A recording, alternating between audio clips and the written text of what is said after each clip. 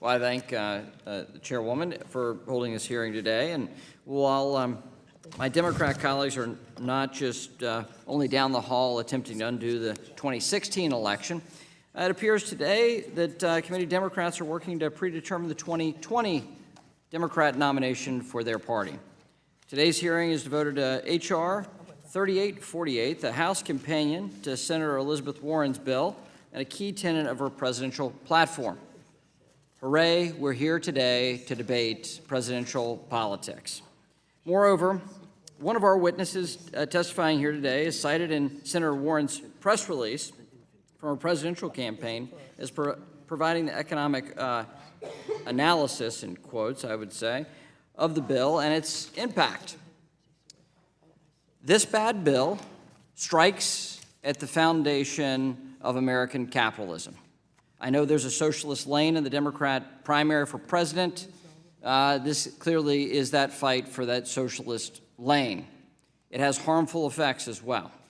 A recent, more detailed analysis of the bill found in a modest case scenario, the low range, this bad bill would reduce the American workforce by 6 million jobs and lead to $109 billion per year in lower tax revenue. That's the tax revenue piece only. To repeat, that is a conservative estimate. In fact, the worst case scenario says that over 26 million jobs could be lost. To sum up, the Warren bill, this bad bill, if enacted, would be a disaster for American workers.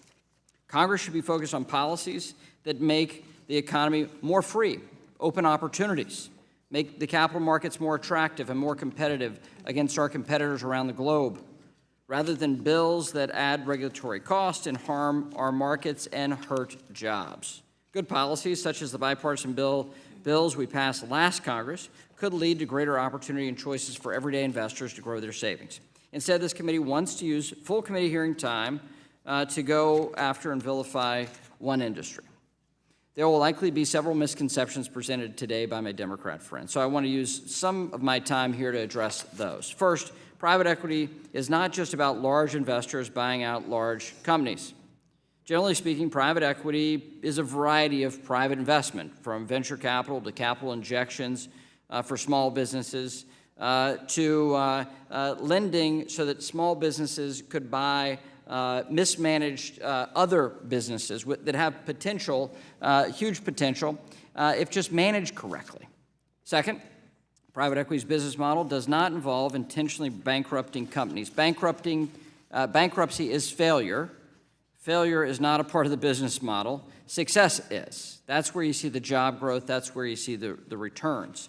And so the idea that a industry could benefit by failing doesn't make sense. Third, a misconception that some will present is that private equity is just about Wall Street. It's not. Private equity creates investment opportunities that lead to jobs. According to a recent Ernst & Young study of the impact of private equity in the U.S. last year, private equity supports at least 100,000 jobs in 27 states and over 10,000 jobs in each state. Additionally, everyday Americans directly benefit through pensions. U.S. pension funds invest about 9% of their portfolios in private equity, and that same study found that private equity has outperformed investment in public equity, fixed income, real estate over the last decade. That means that everyday investors, including folks from teachers and firefighters and police, all benefit. But don't take my word for it. The chief investment officer of CalPERS recently said the following: "We need private equity to be successful, we need more of it, and we need it sooner rather than later." With that said, I do want to note private equity has become more important in the American economy, due in no small part to increased regulatory barriers on public companies. We should remedy that public company piece, not have a presidential rally for Senator Warren.